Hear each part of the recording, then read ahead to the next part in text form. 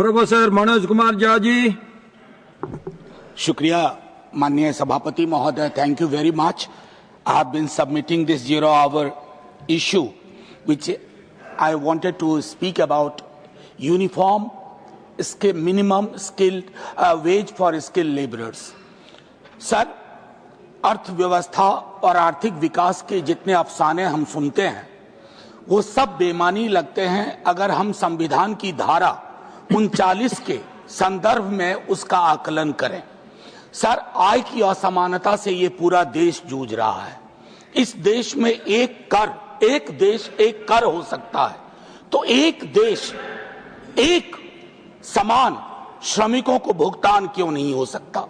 मैं क्यों ये बात कह रहा हूं सर? मिनिमम वेजेज एक्ट 1948 के तहत राज्यों को यह कहा गया है कि आप अपने अपने राज्य में वेज का निर्धारण करें। सर, कितनी विसंगतियों का जन्म होता है कि एक ही कुशल श्रमिक एक ही क्षेत्र में एक राज्य में उसका मॉड्यूल कुछ और है, उसका पेमेंट कुछ और है, और उसी राज्य में और एक विडंबना कि अलग अलग क्षेत्रों में अलग अलग है। जैसे एक टेक्सटाइल मैन्युफैक्चरिंग किसी भी क्षेत्र को ले माननीय सभापति महोदय, तो हमारे बिहार झारखंड में जो पेमेंट है वो तमिलनाडु और केरल की तुलना में बहुत कम है।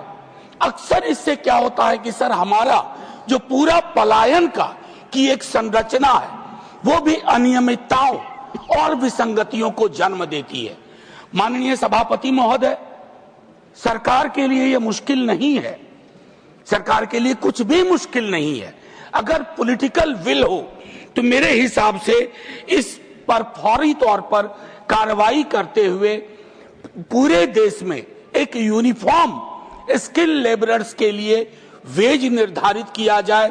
अन्यथा हम जैसे गरीब राज्यों पर यह तमगा हमेशा लगता रहेगा कि इनके यहाँ मजदूरी कम है, इसलिए उनके यहाँ पूंजी नहीं चाहिए, आप ट्रेनें दे दो ताकि श्रमिक अलग अलग राज्यों में जाकर के और अपनी सेवा दें, उन राज्यों को बढ़ोतरी दें, उन राज्यों की तरक्की के हिस्सेदार बने।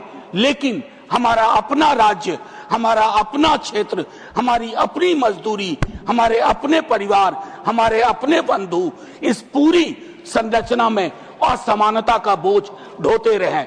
जय हिंद सर।